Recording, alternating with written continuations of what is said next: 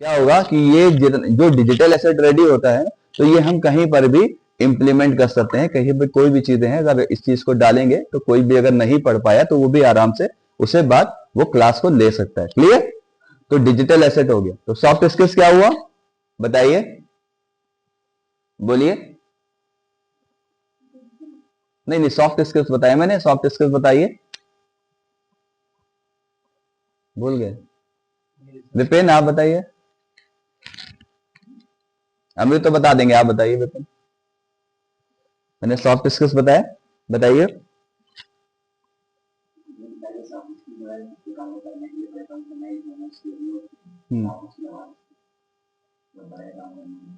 कोई भी काम करना हो, देखिए हार्ड स्किल्स हमें रिक्वायर्ड होती है। जैसे मैं सॉफ्टवेयर डेवलपमेंट कर रहा हूँ या बहुत सारी ऐसी चीजें कर रहा हूँ, तो वहां पे सॉफ्ट स्किल्स, हार्ड स्किल्स की जरूरत होती है। कोई भी काम करने के लिए हार्ड स्किल्स चाहिए, लेकिन हमें उस हार्ड स्किल्स से उस जॉब को पाने के लिए हमें सॉफ्ट स्किल्स चाहिए होते हैं। बिना उसके हम कई इंटरव्यू क्रैक नहीं कर सकते, हम किसी भी चीज में इंप्लीमेंट नहीं कर सकते, हम टीम लीडर बन के हम काम नहीं कर सकते, हम टीम मैनेजमेंट नहीं कर सकते, किसी से बात कैसे करनी है, टीम हमारी सुनेगी क्यों, अभी हमें बात करना नहीं आता, अभी हम कुछ ऐसी बात बोल जाए जिससे हमारे बीच में ही आपस में होता नहीं है, आप देखते हो ना, आपस में ही मतभेद हो जाते हैं। कोई भी कहते हैं यार उनकी टीम उनके साथ मिलकर काम ही नहीं कर पाती, कहते वो अपने में आप में तो बहुत अच्छे हैं पर टीम साथ में काम नहीं कर पाती।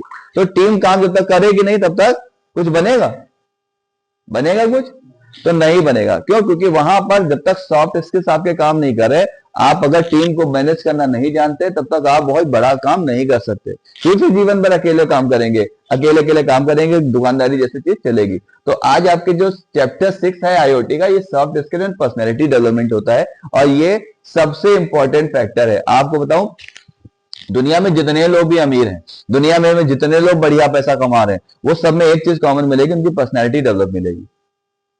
आप एक चीज कॉमन समझ लीजिए, वो अपनी पर्सनैलिटी से पैसा कमा रहे हैं। हर एक अमीर आदमी अपनी पर्सनैलिटी से पैसा कमा रहे हैं, चाहे वो फिल्म स्टार हो, चाहे वो कोई नेता हो, चाहे वो कोई भी हो। जितने भी अमीर आदमी है आप देख लीजिएगा, वो केवल अपनी पर्सनैलिटी से, बड़े बड़े डॉक्टर्स हैं आज उतने बड़े कोलेबोरेशन में, जितना भी चीजें सब अपनी पर्सनैलिटी से पैसा कमा रहे हैं। क्लियर?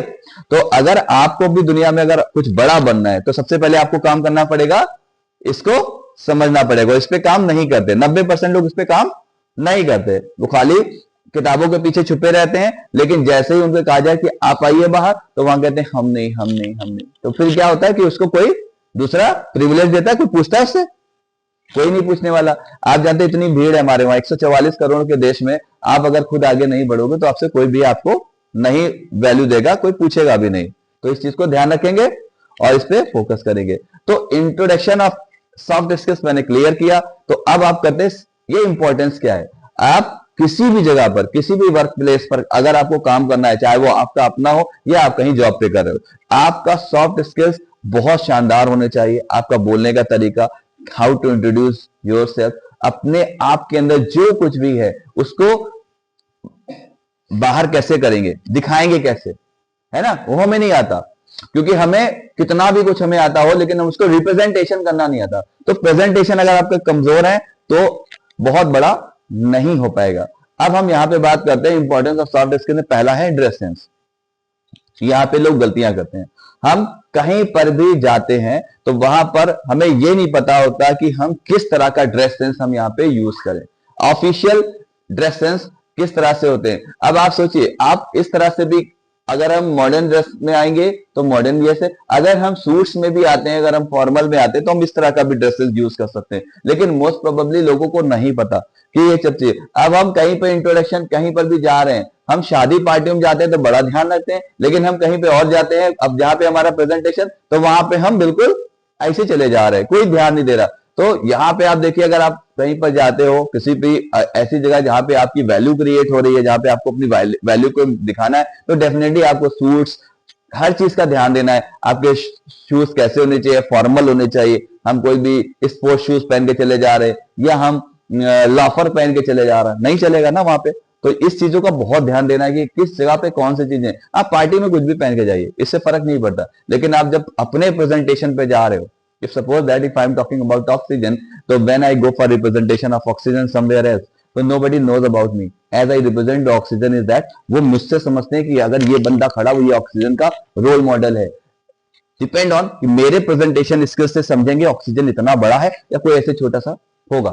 तो डिपेंड करता है कि मैं कैसे रिप्रेजेंट करता हूं। तो each and everything depend on presentation, और ये प्रेजेंटेशन बहुत इंपॉर्टेंट होता है जो लाइफ में लोग इग्नोर करते हैं। प्रेजेंटेशन ही नहीं कर पाए तो कोई जानेगा कैसे? जंगल में मोर नाचा किसने देखा?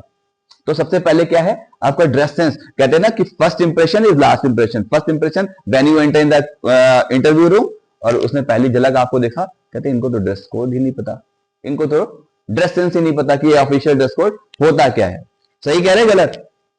तो ये चीजों का बहुत ध्यान रखना। अगर हम ऑफिशियल ड्रेस कोड का ध्यान नहीं रखते तो वहां पे फ्लॉप हो जाएंगे। इस चीज को बहुत ध्यान से रखिएगा।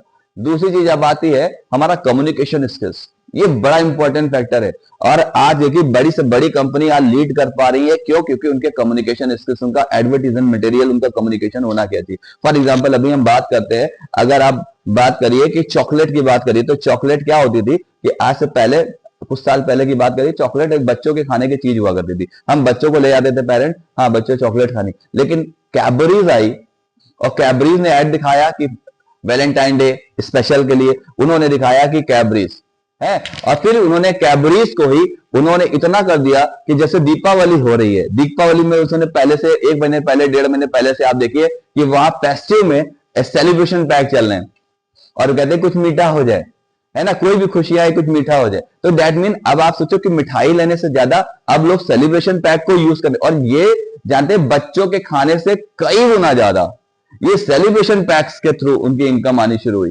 तो दैट मीन द कम्युनिकेशन, कि किस अकॉर्डिंग हम अपनी चीजों को रिप्रेजेंटेशन करते हैं। कम्युनिकेशन ही नहीं पता घर में 4 लोग हैं, चारों लोग मारा अफरा तफरी मची है, मार एक दूसरे के लाते घुसे चला रहे, क्या हो रहा है? 4 लोगों में भी वो नहीं है। और आप पहले देखिए, आज से 100 साल पहले जाइए, 45-55 लोगों के परिवार, 60 लोगों के परिवार कितने खुशी से रहते थे, कितना कम्युनिकेशन रहते थे। भाई रहते थे, बड़े चाचा रहते थे, ताऊ जी रहते थे, सही है, फिर दादाजी रह रहे, फिर छोटा भाई भी रह रहा, फिर उनके तीनों की, चारों की जो वाइफ है वो रहे, फिर उनके 2-2 3-3 बच्चे भी होते थे, मतलब टोटल मिला के। और फिर सारे भाई आपस में बैठे हुए बाहर रात में आराम से बैठे और बढ़िया बातें चीत करते रहते। सही है गलत है? और घर में रात में सारी की सारी बहुएं जो है घर में खाना बना रही सब लोग, और रात में सब लोग बैठ के आराम से कर, कोई लड़ाई झगड़ा कोई मसला होता नहीं था। और आज की डेट में ये बात करिए कि एक कम्युनिकेशन इतना वीक हो गया है कि अपनी माँ और अपने बाप को भी झेल पाना बड़ा मुश्किल हो गया, भाइयों तो बहुत दूर की बात है। सही है गलत बताइएगा? ये इतना डिफेक्टिव हो गया, विकृत हो गई, मानसिकता विकृत हो गई, हम किसी को भी झेल नहीं सकते, हम किसी से बात करने का तरीका नहीं जानते, हर समय लड़ते रहते हैं। हो क्या रहा है? क्योंकि हमें कहीं ना कहीं से समस्या है, और वो समस्या हम जाके किसी और के ऊपर झोंक देते हैं। सबसे पहले चाहिए प्रेजेंटेशन स्किल्स हमें आने चाहिए, कम्युनिकेशन, हमें बातचीत करने का तरीका आना चाहिए। हम बात को बहुत अच्छी तरीके से कर सकते हैं, अपनी बात को रख सकते हैं, लेकिन हमें आता ही नहीं। और जब कोई सिखाने आता है तो उसकी बात को हम इतना डीपली एक्सेस नहीं करते। असर्टिव बिहेवियर, हमें बिहेवियर कैसा रखना है, कीप एंड काम, बहुत प्यार से बात कर सकते हैं, जो बात आसानी से हो जाती। अभी मैं यहां बैठा होता हूं, फॉर एग्जाम्पल कोई आता है, अभी वहां मैम से कहा, उसने कहा कि हमारी बात हुई थी 3,000 रुपए पे, फॉर एग्जाम्पल मैं बता रहा हूँ, एक छोटी सी बात बता रहा हूँ, एक एग्जाम्पल रखे। और अभी वो लड़का आया 2 दिन से हो रही, आज मैं मिल नहीं पा रहा था उससे, आज मैं बैठा था तो बच्चा फिर आया, वो 2 लोग हैं, तो बोले कि सर वो हमारी टैली प्राइम पे, हमने कहा था बेटा 6,500 फीस बताई थी मैंने, और मैंने कहा था 3,000 रुपीज आपका एग्जाम्शन हो जाएगा, छूट हो जाएगी। उसने कहा ठीक है सर, समझ नहीं पाया। एक बार प्यार से बताने से क्या होता? और यहीं लड़ने लगते तो नहीं, हमने ऐसा बताया था, हमने ये नहीं बताया था, हमने वो। बात को समझा सकते हैं ना, और ये वाली बात को सही तरीके से समझाने से कोई भी बात आप कितनी आसानी से क्लियर हो जाती है, कोई ना नेगोशिएशन ना कोई चीज की जरूरत ही नहीं पड़ती। तो दैट काइंड ऑफ थिंग कि अगर आपने ये सीख लिया तो आपकी लाइफ में भी बहुत बेहतर चलेगा। लेकिन हम क्या करते हैं, परिवारों में एक्सेस, परिवारों में बाहर जाते हैं तो हम वर्क प्लेस पे लड़ाई लड़ रहे हैं, फिर हम देखते हैं हमारी उनसे नहीं बन रही, हमारी उनसे कंपटीशन है। कोई किसी से कंपटीशन ही नहीं है, रियल वर्ल्ड में किसी का कोई कंपटीशन नहीं। ईश्वर ने सबको अपना केक बना के भेजा हुआ है। प्रॉब्लम यह है कि हम उस पर काम नहीं कर रहे, हम खुद पे काम नहीं कर रहे। और जब आपका बिहेवियर अच्छा होगा एंड नेगोशिएशन का स्किल नहीं मालूम, बड़ी बड़ी कंपनी में देखिए आप, जितनी भी डील हो जाती है, बिजनेस की डीलिंग हो जाती है, कहां पे होती है? वो लंच टेबल पे हो जाती है, डिनर टेबल पे हो जाती है। कई लोग ऐसे बैठ के रिलेशनशिप मैनेजर्स होते हैं, कहते हैं सर आज मिलते हैं, तो कहते कहा, कहते ऑफिस में नहीं सर, आज रेस्टोरेंट मिलते सर, है लंच साथ में करते हैं, और लंच साथ में करते हैं, लैपटॉप खुला हुआ है, और लंच जितनी देर में ऑर्डर किया, और ऑर्डर करने में कुछ टाइम तो लगाता है ना, 15-20 मिनट, उतनी देर में प्रेजेंटेशन हो जाता है चीजों का, सर ऐसा ऐसा हम लोग काम कहते हैं, यार तुम्हारे इसमें ये ज्यादा पड़ा, अरे सर आप बताओ ना क्या होगा। नेगोशिएशन, नेगोशिएशन जिस लेवल पे हो सकता है, और वो लंच टेबल पे जितना बढ़िया नेगोशिएशन होता है, ऑफिस के अंदर बैठ के उतना अच्छा नहीं हो पाता। और वो नेगोशिएट हो गया कि हाँ एक प्राइस का नेगोशिएशन हो गया, अच्छा ठीक है इतना नहीं इतना कर ले, है ना, कहते ठीक है डन, और डन हुआ और बात खत्म हो गई। तो वो रिलेशनशिप मैनेजर सिर्फ इसीलिए रखे जाते हैं कि वो एक किस तरह से एक कंपनी से या एक इंसान के साथ बैठकर किस तरह से टाई अप कर सकते हैं, बड़े बड़े प्रोजेक्ट्स को ला सकते हैं, लाखों करोड़ों रुपए के, अरबों रुपए के प्रोजेक्ट केवल उनके बात करने के तरीके से आते हैं, कि उनका नेगोशिएशन का स्टाइल, और इसका उन्होंने लाखों रुपए महीना मिलता है सैलरी के पैक में। केवल उनका काम क्या है, किसी से रिलेशनशिप को कंपनी के साथ में प्रेजेंटेशन करना और उनके साथ में रिलेशनशिप बिल्डअप करना, चाहे वो इंडियन हो चाहे मल्टीनेशनल कंपनीज के साथ में। तो जैसे जैसे जितना बड़ा काम उतनी बड़ी सैलरी, है ना। अगर वो लाखों में डील कर रहे हैं तो उनकी सैलरी हजारों में होगी, अगर वो करोड़ों में डील कर रहे हैं तो उनकी सैलरी लाखों में होगी, और अगर वो अरबों में डील कर रहा है तो वो मान के कई लाख उसकी सैलरी होती है। मतलब एनुअल एनम जो टर्नओवर उसका जो होता है पैकेज होता है वो 60 से 70 लाख 80 लाख भी होता है।